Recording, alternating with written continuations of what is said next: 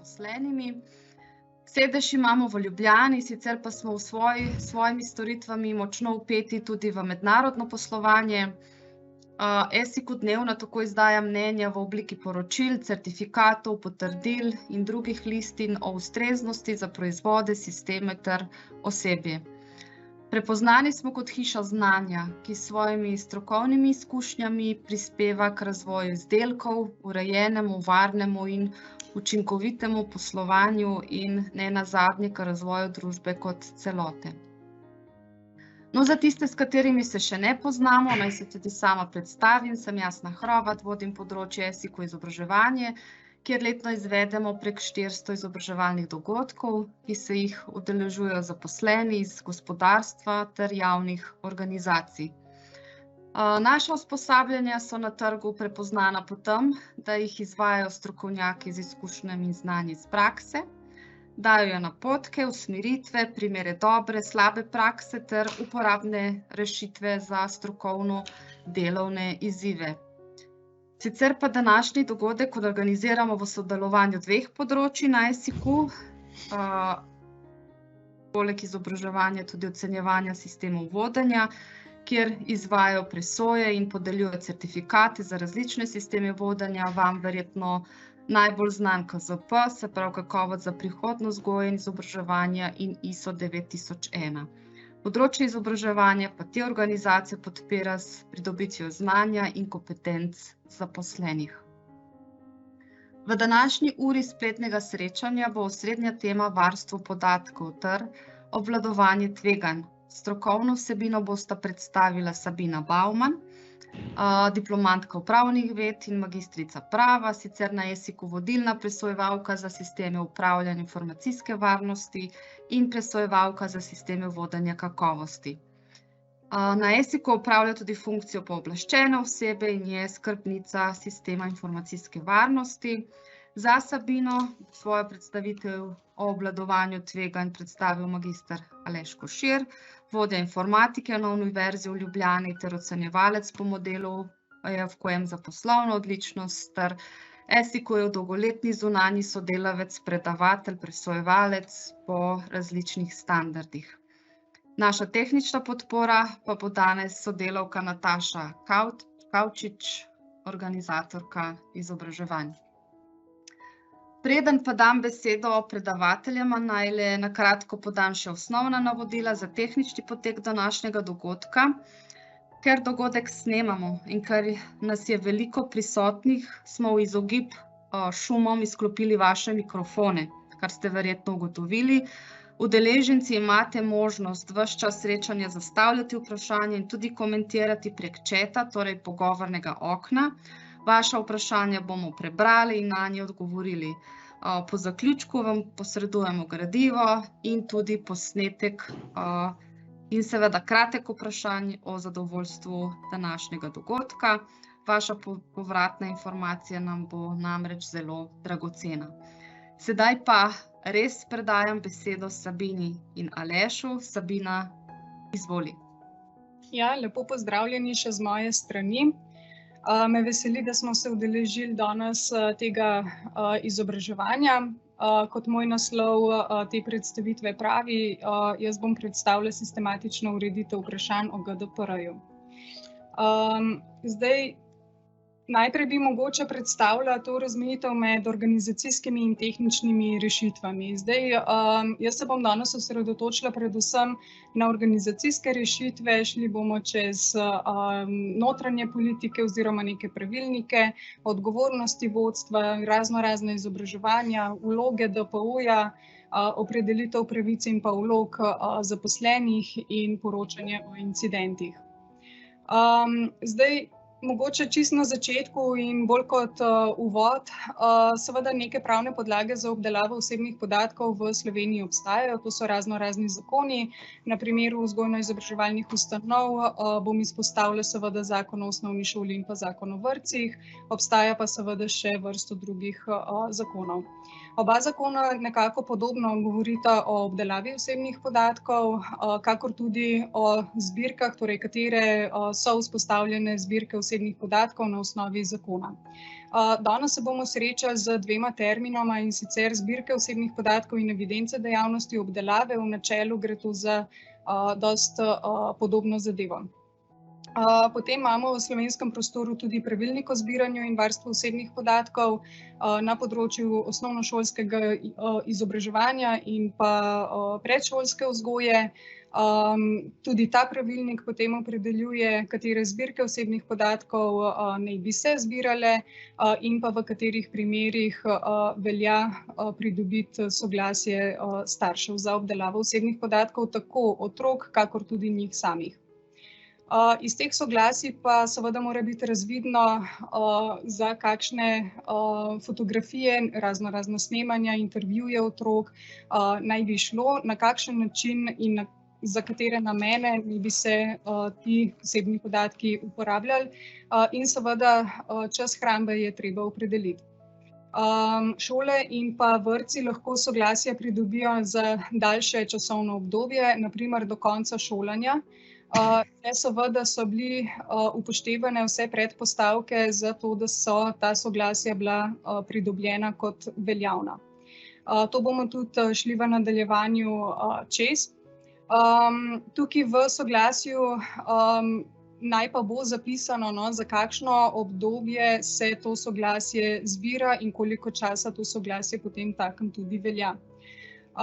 Kdaj se šteje za privolitev, da je veljavna? GDPR govori o tem, da je privolitev posameznika, na katerega se nanašajo osebni podatki, mora biti pridobljena kot prostovoljna, konkretna, informirana in pa nedvoumno izkazana volja posameznika.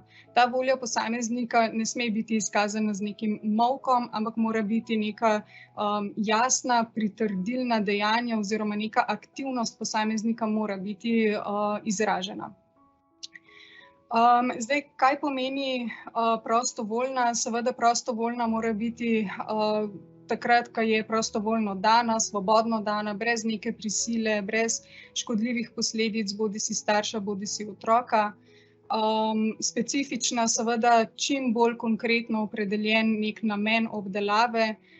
Tukaj mogoče čisto iz prakse, ti nameni naj bodo kar se da konkretizirani in ti nameni naj bodo opredeljeni tudi, ali se ti osebni podatki zbirajo z obdelavo nekih podatkov z uporabo informacijskih sredstev.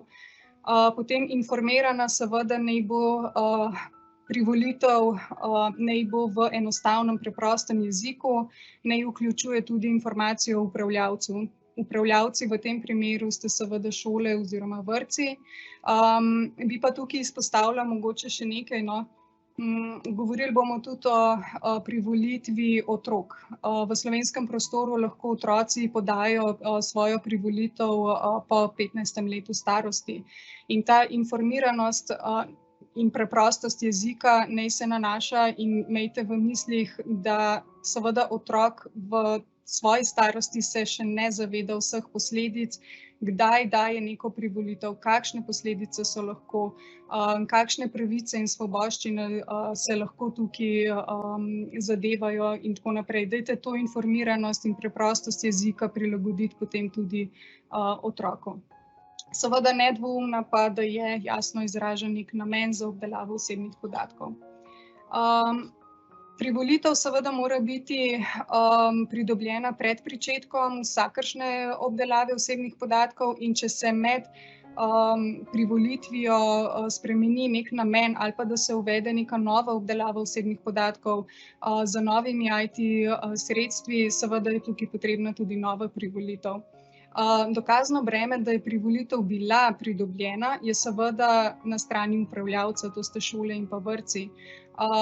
Zato tudi zdaj bi pač toliko poudarila to, da to dokazno breme morate v bistvu dokazati, da kdo je dal, kdaj je dal, na kakšen način, pod kakšnimi pogoji je nekdo dal to svojo privolitev, in to je seveda na strani upravljavca. Tukaj bi pri privolitvah mogoče bilo treba še izpostaviti, da sama hramba privolitve je seveda tudi omejena glede na kontekst in pa namen, za katerega je privolitev bila v prvi vrsti izbrana. Tako da dajte pogledati in pa paziti, da to privolitev hranite res toliko časa, kolikor je namenskost te privolitve bila v prvoti izbrana.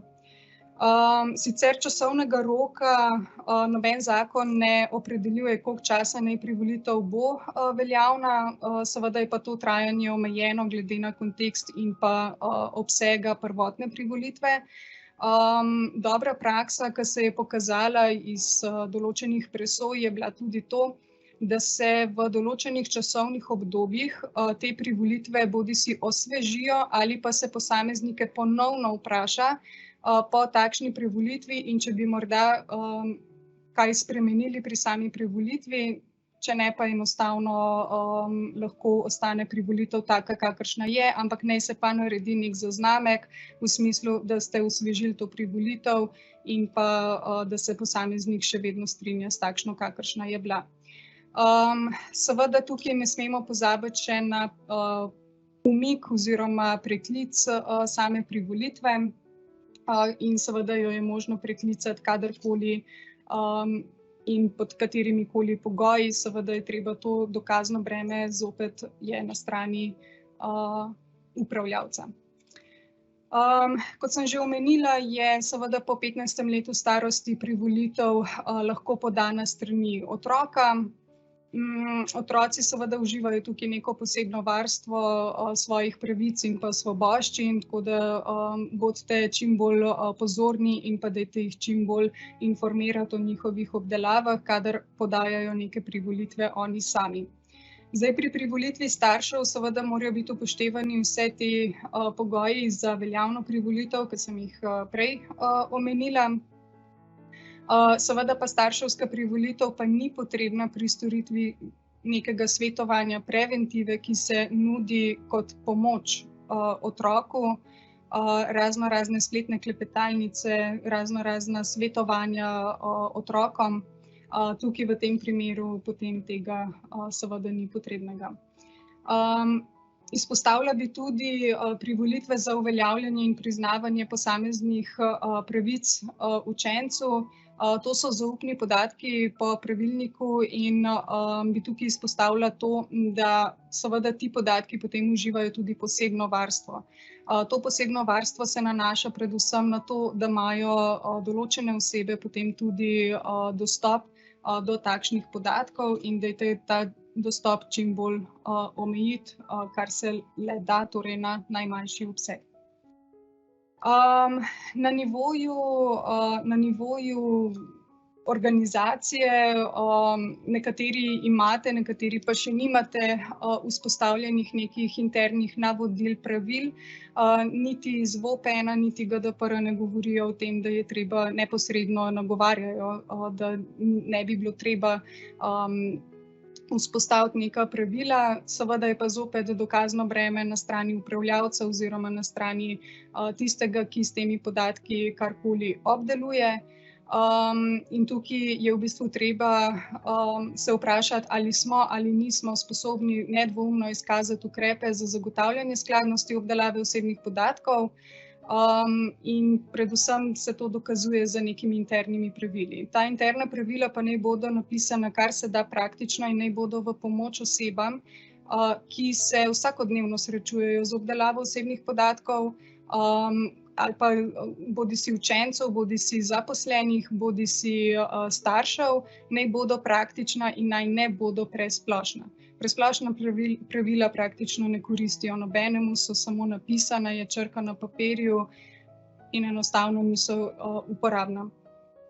Za pisanje teh pravil naj sodelujejo osebe, ki seveda procese same obdelave osebnih podatkov poznajo. Vključite tudi IT sredstva, v kolikor obstajajo, in DPO naj tudi formulira ta interna pravila na nivoju vaše šole oziroma vrtca. Interna pravila naj bi vključevala tudi navodila za ravnanje učiteljev in drugih zaposlenih na šoli v zvezi z uporabo IT rešitev.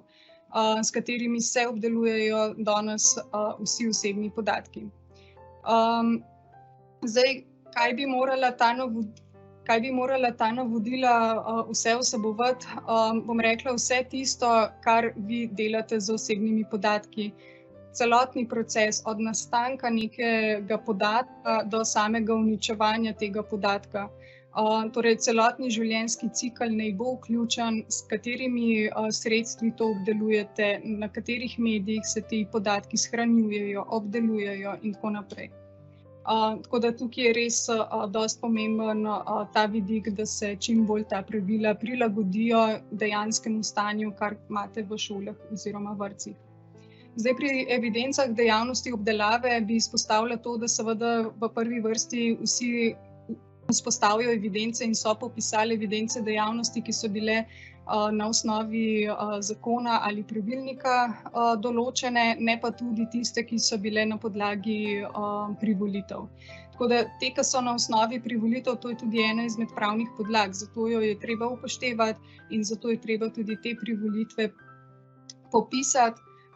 Kar se je pa spet dobra praksa pokazala, je to, da naj se določijo kar se da konkretizirano razne evidence, ki jih uporabljajo določeni uporabniki, samo določeni uporabniki, torej ozek nabor, in te evidence naj bodo potem tudi dostopne samo tem osebam. Naj se določijo tudi tehnični ukrepi za zaščito teh evidenc. To je tisti desen kvadratek na moji predstavitvi, prvem slajdu, ki ga boste videli. In pa, če gre za evidence osebnih podatkov, v katerih se uporabljajo informacijska sredstva, naj bodo prepoznane tudi na mestu popisa evidenc. Naj se dodatno tudi popišejo, kje se shranjujejo ti podatki in kakšen je rok hrambe. Kot dobra praksa se je pa zopet pojavila tudi to, da če obstaja nek zunanji izvajalec, ki obdeluje podatke, recimo tukaj mislim predvsem neke informacijske sisteme, ala e-redovalnice, e-asistent in podobno, da se popiše, kateri zunanji izvajalec to obdeluje in ali imate ustrezno pogodbo tudi z njim sklenjeno, zato da na nek način bo to tudi za vas opomnik, da je seveda treba tudi to vprašanje urediti.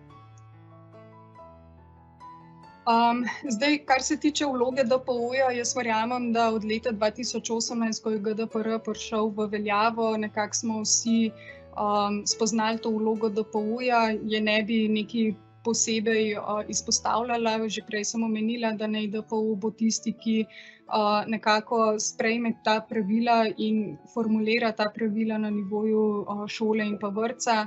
Naj bodo ta pravila res kar se da praktična za vse.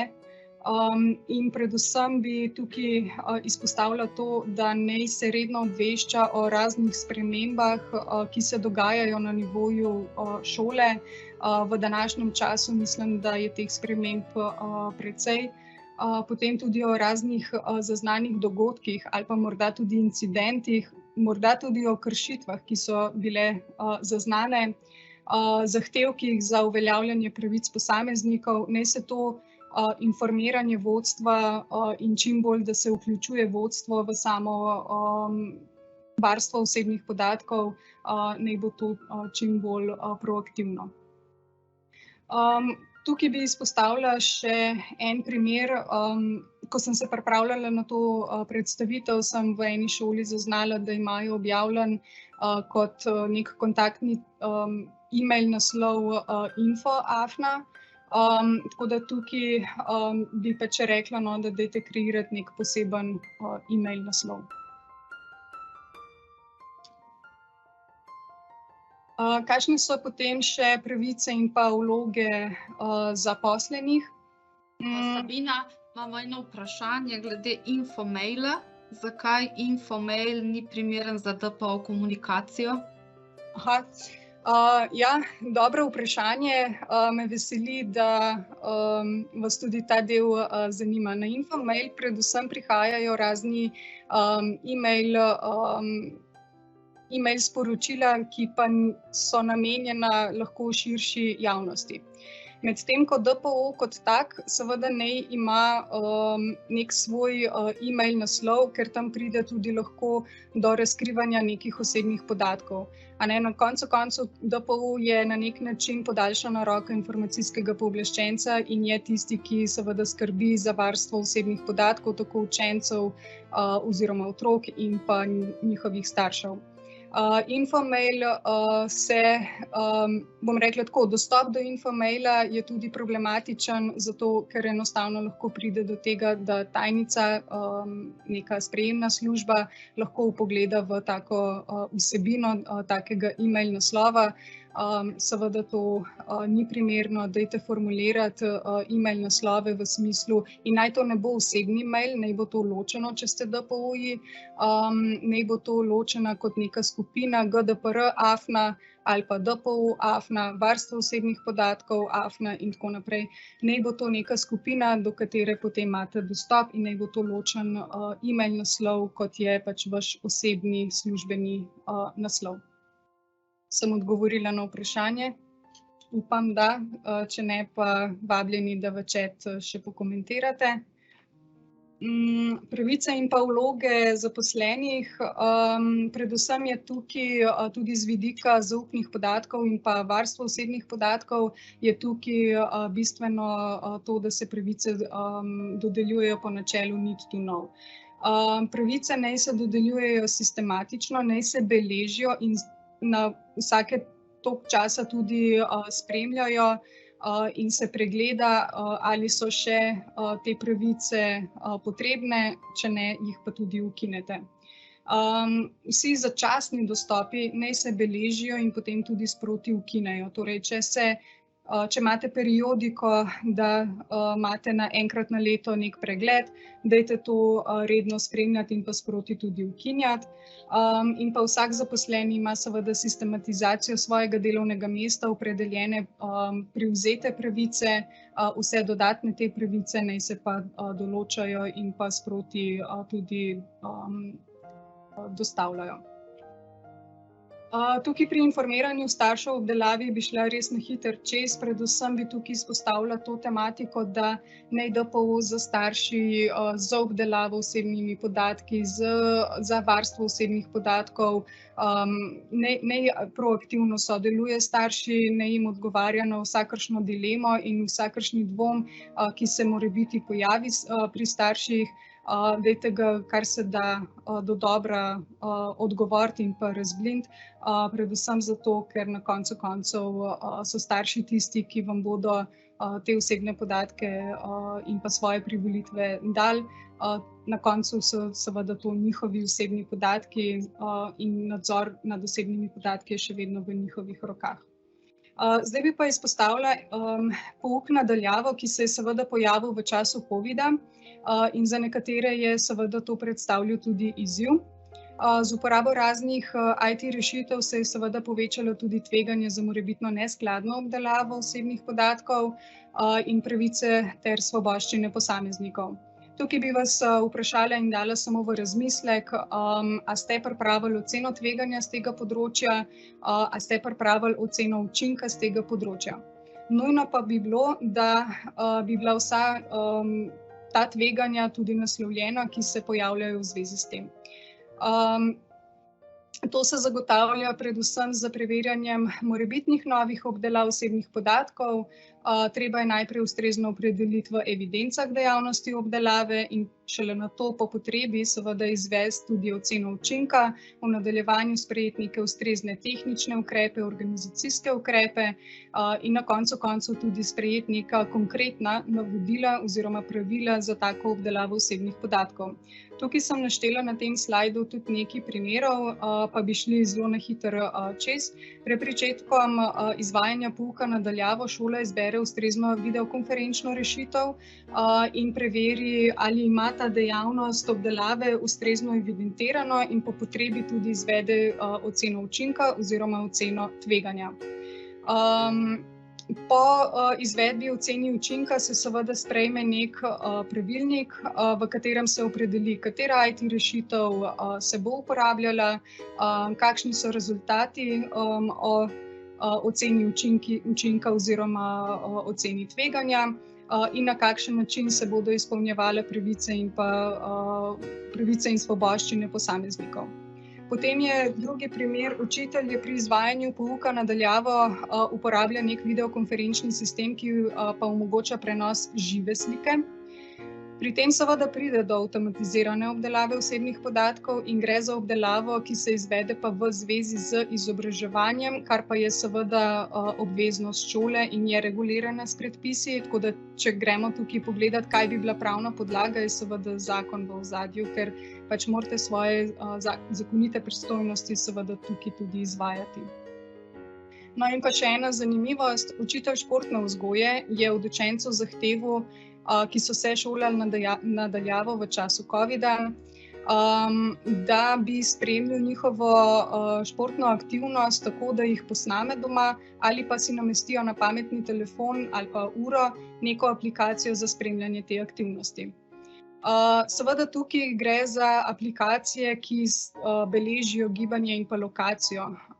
A je šola v tem primeru upravičena do tega podatka samo zato, da se v bistvu izvede preverjanje, da je ta učenec izpolnil, da je pretekel, ne vem, recimo 3 kilometre, a je bila ta zahteva strani šole oziroma tega učitelja sorazmerna. Seveda tukaj ne. Zakaj? Zato, ker gre za spremljanje lokacije učenca. Na koncu koncev gre tukaj tudi za nek poseg v zasebnost. In ta naloga bi se lahko upravljala na bolj sorazmeren način. In pa še en primer. Šola objavi fotografije z imeni in pa priimki najboljših učencev iz šolskega športnega tekmovanja na svoji spletni strani. Seveda gre tukaj za promocijo, a je to pristojnost šole, ki je opredeljena z zakonom. Ne, v bistvu ne gre. In kaj je treba tukaj narediti? Seveda je treba tukaj pridobiti privolitve vaših staršev oziroma njihovih skrbnikov, zato da se lahko te slike, posnetki objavljajo na vaši spletni strani. Kaj pa v primeru kršitev? Zdaj, jaz sem tukaj izbrala en primer, kakšna bi bila pravilna pot obveščanja. Kot predpostavka seveda je tukaj vzeto, da imate nekega zunanjega izvajalca, recimo, kot sem prej omenila, e-asistent ali pa e-šole in tako naprej, da v bistvu, če se pojavi nek vdor, kar se je v prejšnjem mesecu oziroma v tem mesecu, se je zgodil tudi en vdor, kjer so si dijaki sami popravljali ocene in pa upravičevali neupravičene izostanke in podobno. Kako tukaj obveščati vodstvo in kako tukaj obveščati potem tudi nadzorni organ. Tako da v bistvu obdelovalec, torej vaš zunanji izvajalec, najprej zazna, da se je nekaj v tem njihovem sistemu zgodilo. Torej gre za neko nepooblaščeno spreminjanje, neko nepooblaščen dostop do podatkov, ne samo svojih, ampak še od marsikoga drugega. In ko obdelovalec zazna tak vdor, seveda mora obvestiti upravljavca po pogodbi o obdelavi osebnih podatkov, ki jo imate sklenjeno z njim. In šele nato upravljavec poda uradno obvestilo informacijskemu pooblaščencu, kjer navede vse razloge. Pri tem vam obdelovalec mora priskrbeti vse dokaze in vam pomagati pri reševanju tega vdora, pri reševanju te prijave kršitve. Tako da dajte tukaj imeti opredeljeno tudi v pogodbah, da se ta pomoč dejansko izvaja. Dejansko smo imeli v slovenskem prostoru, smo bili priča, ne vem, če ste zaznali ta članek, da so dijaki vdrli v e-redovalnico in si nepooblaščeno spreminjali podatke. Tako da zato sem izbrala še ta primer, kaj v primeru kršitev in pa vdora. Tako da Jaz mojo predstavitev v načelu zaključujem, bi pa izpostavila še en slogan, in sicer: kdor tveganja ne pozna, neskončno tvega. Hvala. Sabina, hvala. Aleš, bi vas pozvala, ker Sabina je ogromno informacij podala v zelo kratkem času. Vmes je bilo tudi dosti strokovnega besedišča, ne? Tako da, če ima kdo kakšno vprašanje, dajte v chat, sicer smo vam tudi po dogodku na razpolago za vse informacije. Sicer pa, Sabina, mogoče sam povej, kaj so informacijska sredstva, ker verjamem, da čisto sem pa ta definicija ni tako jasna, kakor se nam zdi. Tako da mogoče sam na to pol pa res damo besedo Alešu. Ja, informacijska sredstva so razna sredstva, na katerih se nahajajo neki podatki, bodisi osebni podatki, vaši podatki strani šole, to so lahko vaši računalniki, informacijska sredstva, na primer, so lahko tudi e-redovalnice, e-asistenti, lahko je to tudi vaša elektronska pošta, na koncu so lahko tudi vaši mobiteli, kjer spremljate elektronsko pošto od službe. Tako da lahko rečem, da vse tam, kjer se nahajajo razni osebni podatki. Hvala lepa. Aleš, beseda je tvoja. Jasno, najlepša hvala, lepo pozdravljeni. Govoril bom sicer o zapletenih vprašanjih, ampak jih bom poskušal predstaviti na način, da si vsak zna tako v svojem privatnem kot službenem okolju predstavljati, kaj tveganja so in kaj register tveganj naj bi bil, še zlasti, če ga še nimate in ga je koristno vzpostaviti v šolah in vrtcih.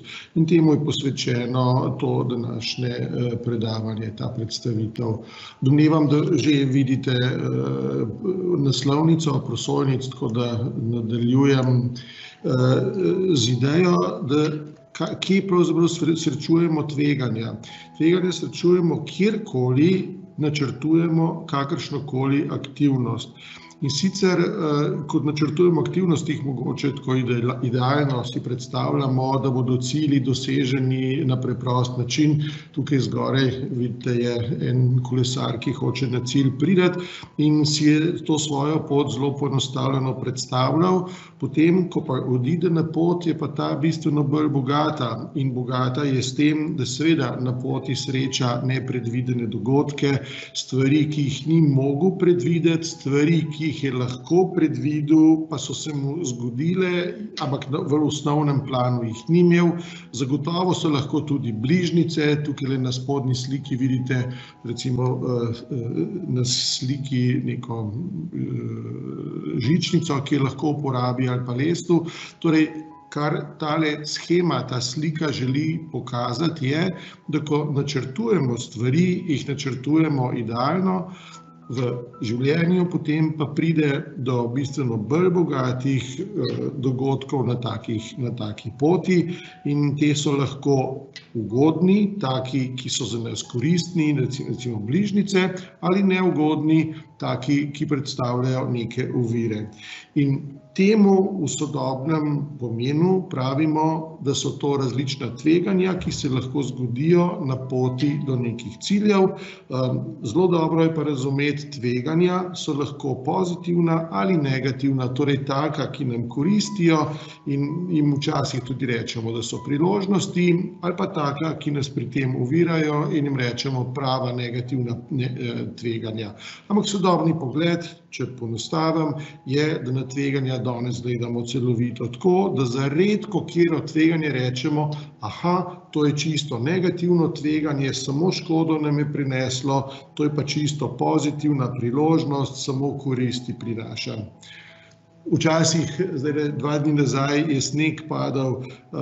Ja, seveda, sneg je bil tveganje, ampak sneg je prinesel lahko tudi veselje otrokom ali pa plužnim službam, ki so še enkrat avtomobile dale na cesto. Torej, se je lahko tudi posel razvil. Recimo nekaj, kar bi v večini ljudi mogoče povzročilo ovire oziroma težave, je komu tudi prineslo kakšno poslovno priložnost. In to je sodobni pogled na tveganja. In če to zdaj združimo še z enim drugim konceptom, ki je resnično pomemben, je razlika med tem, kaj je tveganje, ki je vedno povezano z dogodkom, ki se bo šele zgodil, torej z nekim prihodnjim dogodkom, in z nečem, kar se je že zgodilo in v preteklosti in katerega posledice moramo reševati. In to je zelo pomembno. Ko govorimo o tveganjih, zdaj bom poskušal bolj poenostaviti in počasi razložiti, ko govorimo o tveganjih, govorimo o neki izpostavljenosti nenadzorovanemu prehodnemu dogodku in na ta dogodek nimamo v celoti vpliva, torej se lahko zgodi ali ne zgodi, torej se lahko zgodi z neko verjetnostjo. In temu pravimo pravo tveganje. Če so se pa dogodki že zgodili, jih moramo pa drugače poimenovati in lahko jim rečemo recimo težava, izziv, problem, včasih neskladnost, včasih neželeni dogodek ali pa varnostni odklon. Torej neka poimenovanja uporabljamo za dogodke, ki so se že zgodili. In to dvoje, da ločimo med prihodnjimi dogodki, ki se še niso zgodili, in preteklimi dogodki, je bistveno za razumevanje, kaj tveganja so. Zakaj je to bistveno? Zato, ker za prihodnji dogodek, ki se še ni zgodil, lahko spremenimo verjetnost, da se zgodi, ali pa posledice, ki jih tak dogodek povzroči. To dvoje lahko spreminjamo. Za pretekli dogodek, ki se je pa že zgodil, pa posledic ne moramo spreminjati in tudi verjetnosti zanj ne, ker se je že zgodil. Kaj delamo s preteklim dogodkom? Ukvarjamo se praviloma z odstranjevanjem nekih posledic, s sanacijo tega, kar je to preteklo stanje povzročilo. Torej, če na sliki tukaj spodaj ilustriram, imamo tole lepo vazo, ki se še ni razbila in je tveganje, da bi se razbila, in to tveganje se lahko bodisi uresniči, bodisi ne. Če se uresniči, nastopi težava in se ukvarjamo z razbito vazo, dokler se pa vaza ni razbila, obstaja pa tveganje, da bi se. In če vazo zavarujemo, pazimo na njo in še kaj drugega naredimo, bomo obvladovali tveganja. Ko se je pa vaza razbila, imamo pa težavo in se ukvarjamo s posledicami te težave. In to je ena bistvenih zadev, ki jih moramo pri tveganjih dobro razumeti, da ločimo med preteklimi in prihodnjimi dogodki, in prihodnjim rečemo, da so v povezavi s tveganji. Pretekle težave pa lahko uporabljamo kvečjemu za učenje o tem, kaj v prihodnje gre lahko še narobe. Zdaj, ker je to tako pomembno, sem več besed porabil za to razlikovanje in tudi pravzaprav v svojem okolju je fino, da ločite med tem. Če ne boste poimenovali teh dveh različnih konceptov različno, torej če boste pod tveganja se ukvarjali s težavami, boste uporabljali napačne metode za reševanje preteklih dogodkov, kar ni pravilna metodološka pristop.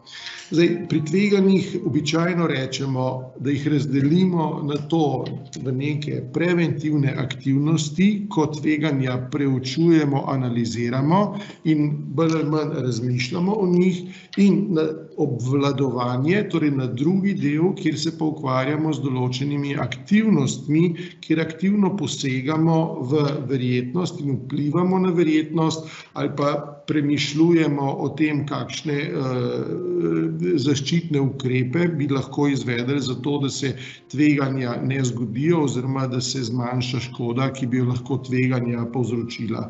In temu drugemu delu pravimo obvladovanje tveganj. V preteklosti smo veliko krat se omejili zgolj na ta levi vidik, torej na analizo, ne pa na desni, ne pa vključili desnega dela, ki je zelo pomemben za to, da dejansko s tveganji nekaj pametnega naredimo, torej da zmanjšamo verjetnost ali pa posledično škodo.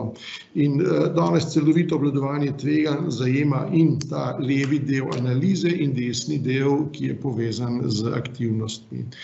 Kako torej obvladovati tveganja, bom predstavil pravzaprav na način, da najprej povem, da je treba o tveganjih nekaj zapisati pa praviloma nek scenarij, in sicer scenarij o tem, kako obstaja neka možnost, da z neko grožnjo izkoristimo naravno ranljivost nečesa, recimo ranljivost razkritja osebnih podatkov, kar smo prej lepo videli, tako da povzročimo škodo nečemu, škodo v primeru GDPR-ja, verjetno pravni varnosti vaših otrok, dijakov ali otrok v vrtcu, šolarjev.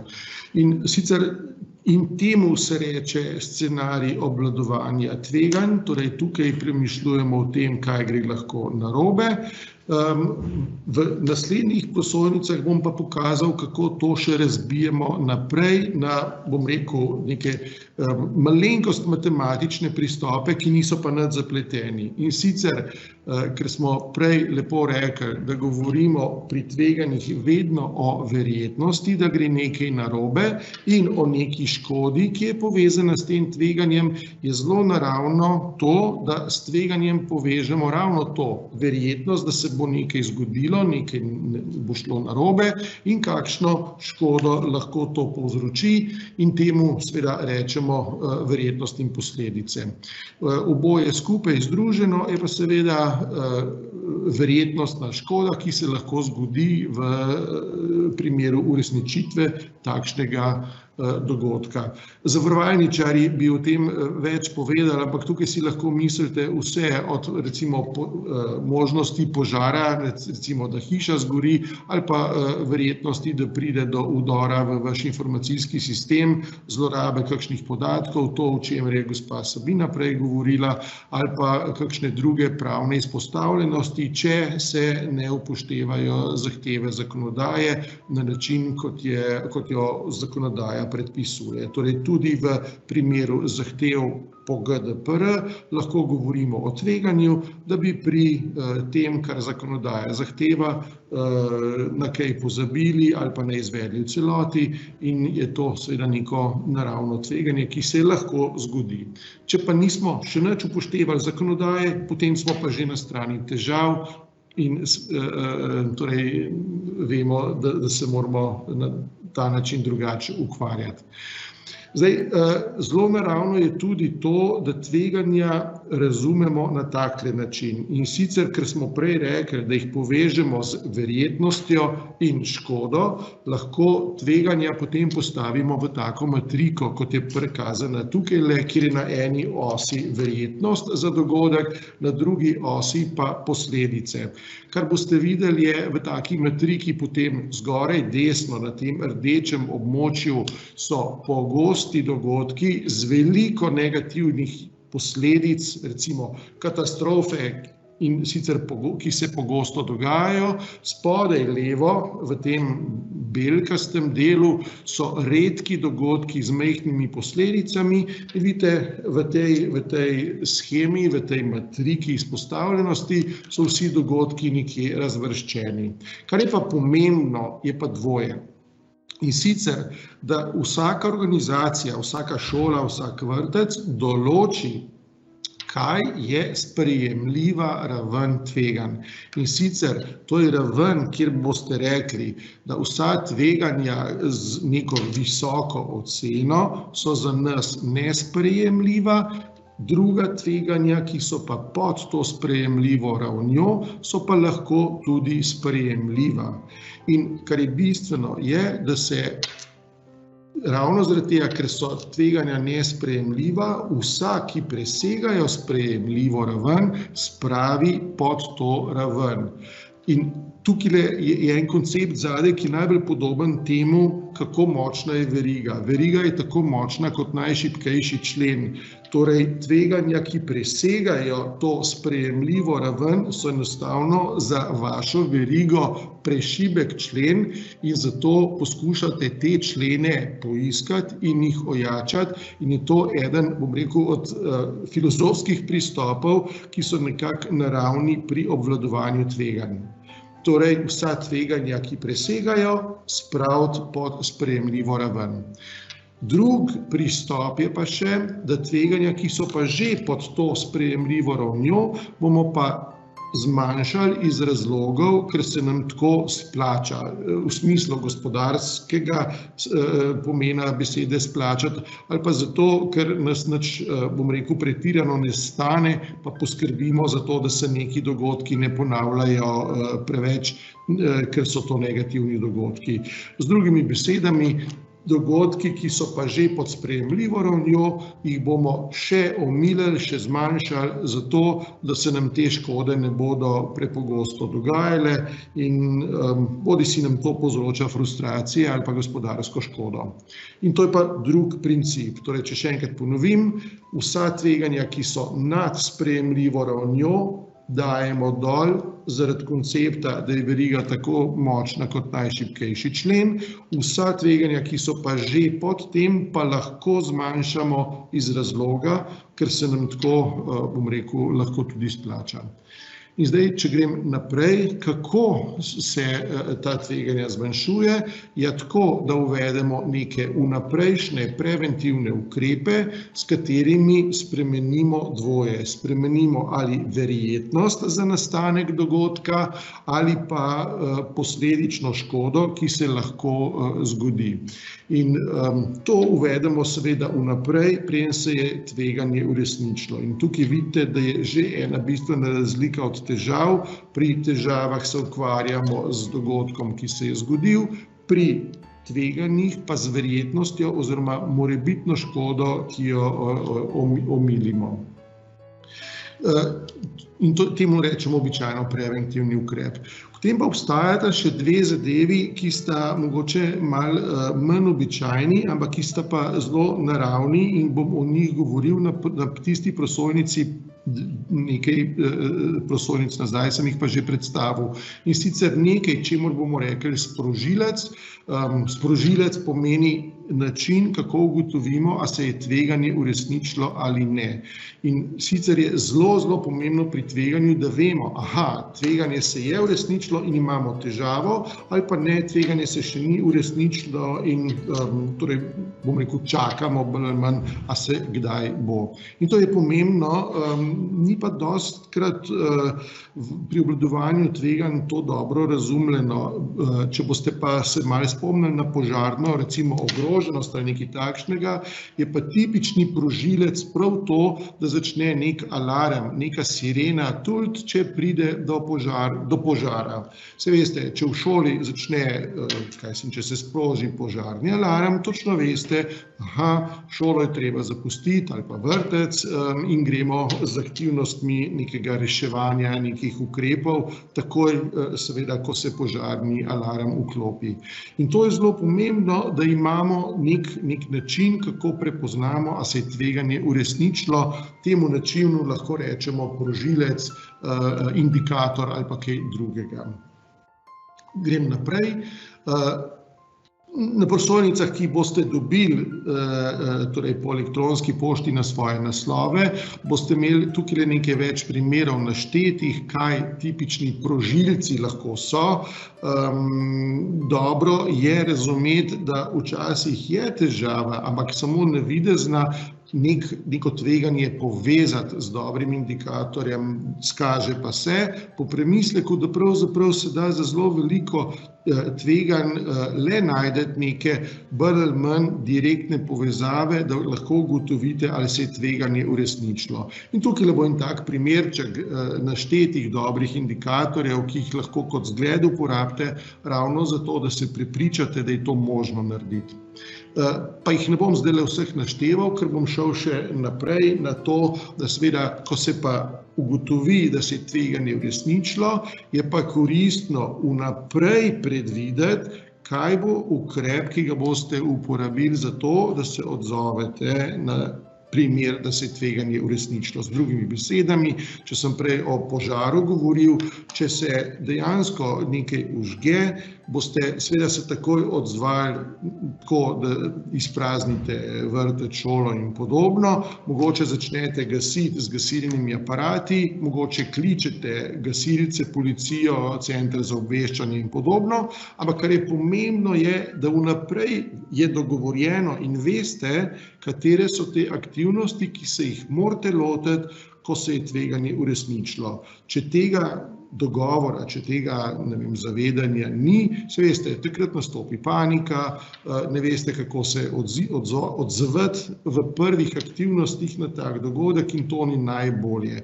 Tveganja, če jih dobro obvladujete, boste, ko jih prepoznate, povezali s temi preventivnimi ukrepi, o katerih sem prej govoril, s sprožilcem in vnaprej boste povedali, kako se odzovete, če se je tveganje uresničilo. In zdaj še o registru tveganj. Register tveganj je pa način, kako popišete, zapišete tveganja na način, da rečete, tveganje je nek tak scenarij, nek opis dogodka, ki bi lahko šel narobe.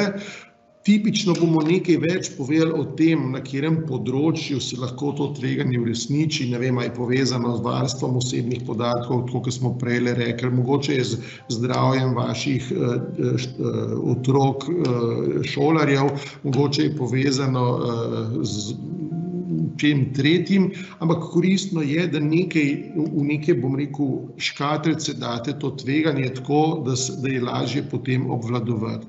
Recimo, če imate v šoli, v vrtcih več enot, pa je tveganje povezano zgolj z nekaterimi od lokacij, boste rekli, to je v vrtcu enota 1, enota 2 pa 3, ne pa 4, 5 pa 6 in podobno. Torej, neke atribute, neke pridevnike boste uporabili za to, da boste lahko ta tveganja v neke škatlice postavili. Potem, seveda, če ste ta scenarij zapisali, ste dobro razumeli, kako tveganje se lahko zgodi, kaj gre lahko narobe in boste s tem scenarijem povezali neko verjetnost. Verjetnost, ne vem, to se lahko zgodi enkrat na leto, enkrat na mesec, enkrat na dan, enkrat na šolski izlet, enkrat na, neko drugo mero, ki jo lahko dobro verjetnostno opredelite. Pa povedali boste, kakšne so posledice lahko. Pri posledicah je tako, da dostikrat govorimo o posledicah zgolj v finančnem učinku, torej toliko evrov škode in podobno. V primerih, ki jih je pa gospa Sabina prej navajala, gre pa dostikrat bolj abstraktno za neko pravno izpostavljenost in gre lahko bolj v povezavi ne toliko z evri, kot z izgubo ugleda, s pravno odgovornostjo, z neko škodo v smislu zagroženih glob, kazni in podobnega. In mogoče boste izrazili te posledice ne samo v evrih, ampak tudi z drugimi atributi. V smislu zdravja, ogroženosti zdravja, v smislu pravne ogroženosti ali česa tretjega. To je možno in registri tveganj, če jih hočete bogate narediti, lahko upoštevajo tudi te nefinančne vidike. Če grem naprej, že omenil sem, koristno je prožilec vnaprej definirati, torej indikator, na katerega boste pozorni in vam bo povedal, ali se je tveganje uresničilo ali ne. To naj bo tudi del podatkov v registru tveganj. Potem ko boste imeli te tri, torej verjetnost, prožilec in škodo opisane, razmišljali, kaj pa lahko naredite, da vplivate bodisi na verjetnost in jo zmanjšate, bodisi na posledice in jih omilite in boste sprejeli neke metode za zmanjševanje tveganj. In zdaj pravijo, 4 metode so možne: sprejetje tveganja, prenos tveganja na nekoga drugega, zmanjšanje tveganja, torej kot sem že rekel, zmanjšanje verjetnosti ali posledic, ali izogibanje tveganju na način, da se tej situaciji, ko se tveganje lahko zgodi, v celoti odpoveste. Mogoče za to zadnje, izogibanje tveganju pomeni recimo, da namesto, da ste izpostavljeni tveganjem recimo šolskega izleta oziroma izleta v naravo v vrtcih, da takih dogodkov ne izvajate ali pa da jih izvajate na način, da jih nek drug organizator, neka turistična agencija izvede in oni prevzamejo nase takšna morebitna tveganja in tako tveganje, taka metoda obvladovanja je pa prenos. Torej izogibanje je, da ne organizirate dogodkov, prenos pa, da jih nekdo drug izvede namesto vas. Zmanjšanje pomeni pa, da ste pri takih dogodkih recimo bolj pozorni, imate navodila, pravila in podobno.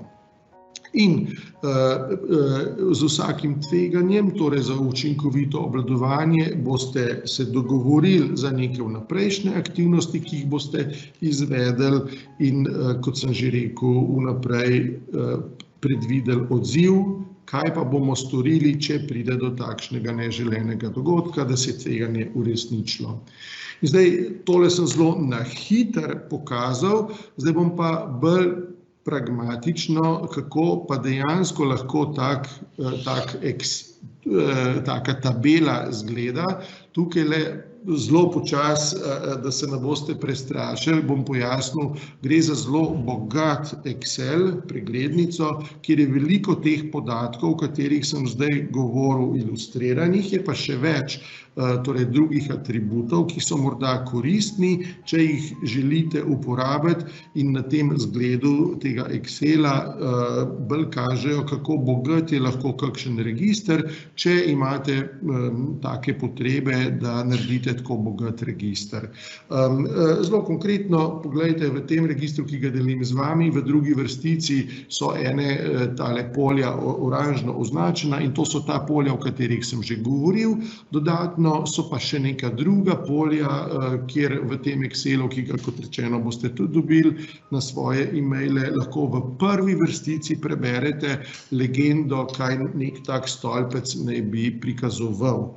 In zdaj, na primeru, ki ga je gospa Sabina že opisala, povedala je za tisto morebitno zlorabo videoposnetkov, ki jih organizacija, torej videokonferenčnih prenosov, ki jih organizacija naredi za to, da kontrolira na primer športne aktivnosti in podobno, je kar veliko tveganj povezanih. Recimo dve taki tveganji, ki takoj padeta na misel, je seveda, ali sploh vemo, kdo so naši prisotni na tej videokonferenci, kdo pravzaprav še poleg znanih oseb opazuje ta videoposnetek. Zato je treba seveda recimo za zmanjševanje takega tveganja dobro vedeti, kdo so vsi udeleženci takega videokonferenčnega dogodka in seveda kakšna pravila povedati, in sicer, da se ne sme zajemati zaslonskih slik in podobnega pri takem dogodku. Zelo podobno pravzaprav kot sicer pri pouku se najbrž ne sme kar tako fotografirati dijakov, otrok in šolarjev.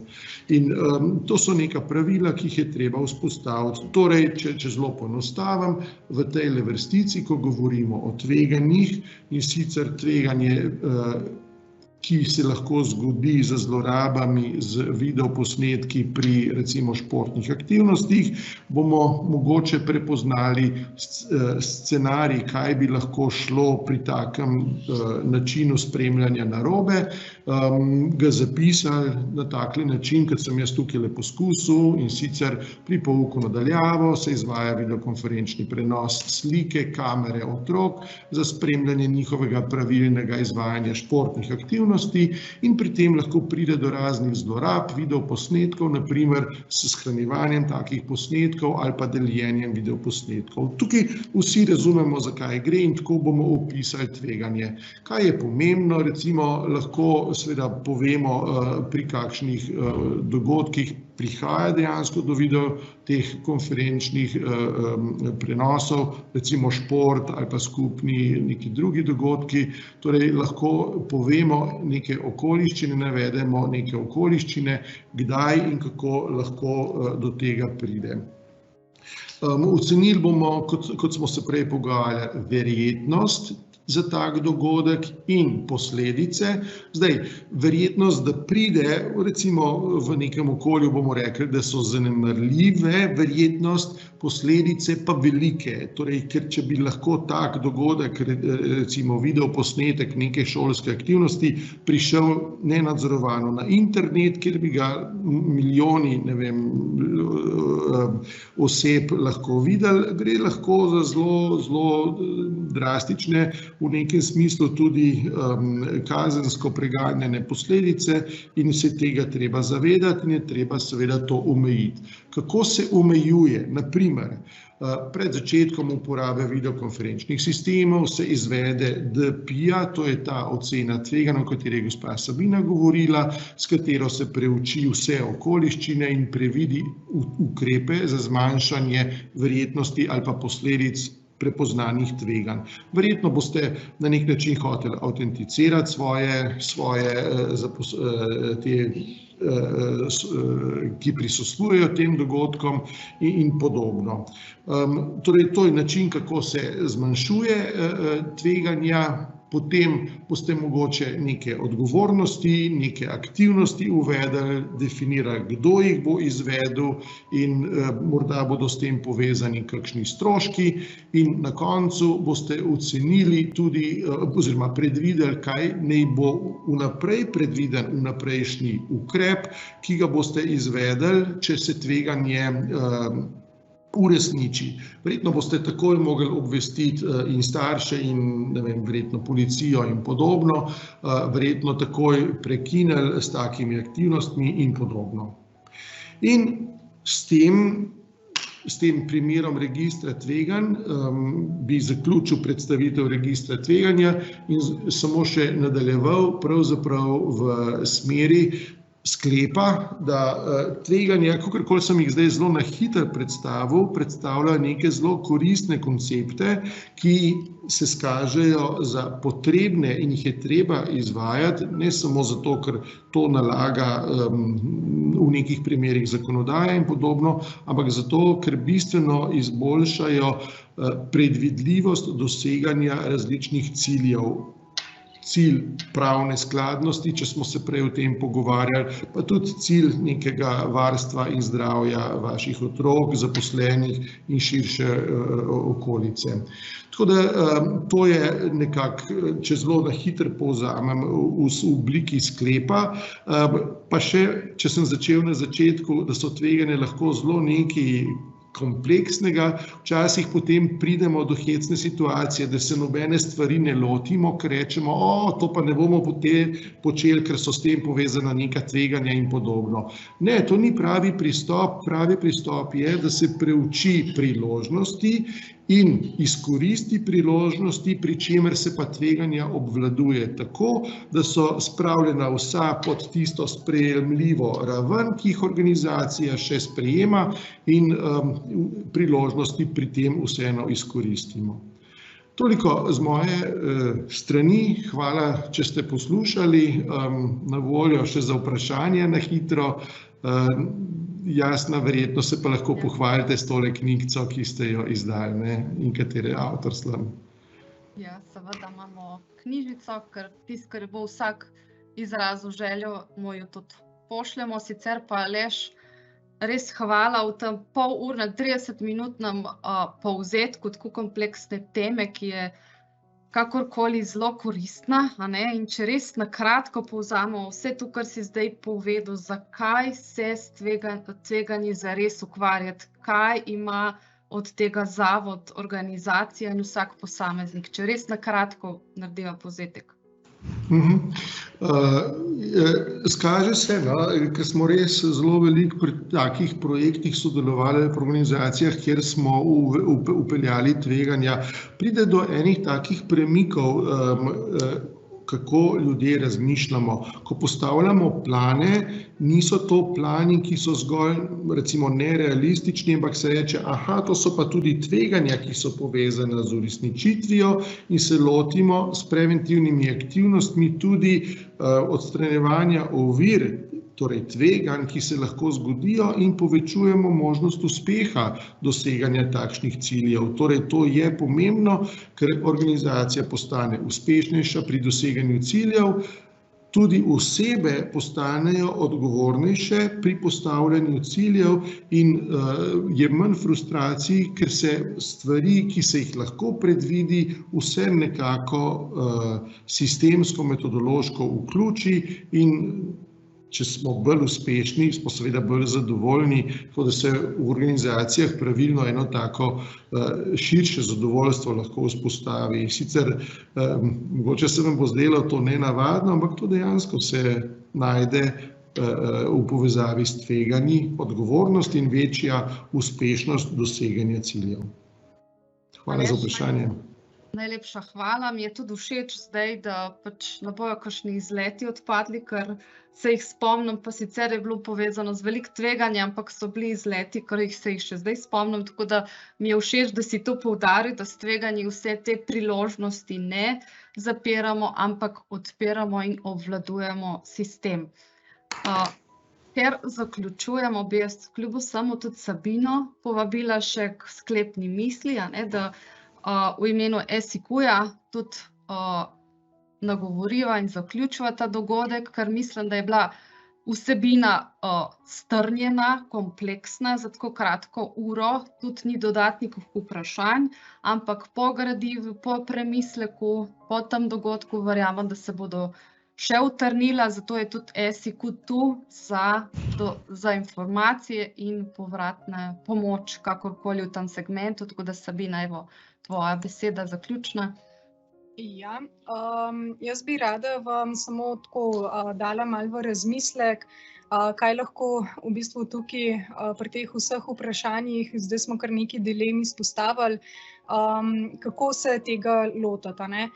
Ta sistematičen pregled vseh teh dilem se je treba lotiti z nekim izdelanim sistemom. Ta sistem vključuje seveda ta PDCA krog, Plan, Do, Check, Act. Vsi tisti, ki v bistvu imate danes že vzpostavljen KZP model, ga poznate, vam je znan in ta model je v bistvu, bom rekla, res neka osnova. Če pa želimo vsa ta tveganja še nadgraditi, biti bolj proaktivni in to nadgradnjo narediti, ki jo je gospod Aleš predstavil, je seveda tukaj v pomoč še standard ISO 9001, ki je na nek način nadgradnja modela KZP. Ta standard je v bistvu nastal na risk-based thinking in točno to, kar je v bistvu gospod Aleš izpostavil čez svojo predstavitvijo, se pokaže na tem standardu 9001. Seveda, da se gremo ta standard, je seveda to strateška odločitev vodstva, ki na koncu koncev pomaga izboljšati neko celotno izvajanje in pa spodbuja ta trajnostni razvoj, nenehno izboljševanje. Na SIQ-ju tudi certificiramo po 9001, izvedemo pa lahko tudi oceno stanja, zato da najprej vi pogledate, kje ste, kaj treba še narediti, mi vam tukaj lahko tudi pomagamo, tako da vabljeni. Bi pa zdaj predala še Jasni, ki me bo pa dopolnila še kar se tega dela tiče.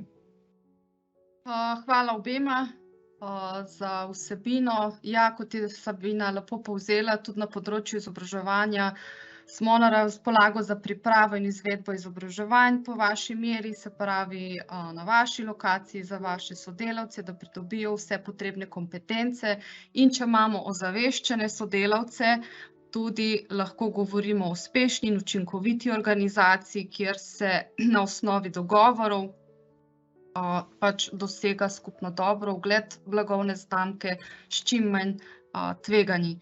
Obenem vas še vabim na našo delavnico, ker jo bo izvedel magister Košir 7. in 10. junija prek spleta, poglobljeno o tveganjih. Se pravi, tam boste dobili res poglobljeno znanje in tudi praktičen uvid z izvedbo enega vašega tveganja in povratno informacijo. Tako da vabljeni v našo družbo, podrobnosti dobite na mail, sicer pa vas bomo tudi prosili za izpolnitev ankete, da bomo na pravi poti oziroma pridobili vaša mnenja, s čim lahko takšne dogodke še izboljšamo. Upam, da je bil namen dosežen in bodo vse pridobljene informacije v korist in učinkovito in dobro delo. Hvala lepa za udeležbo.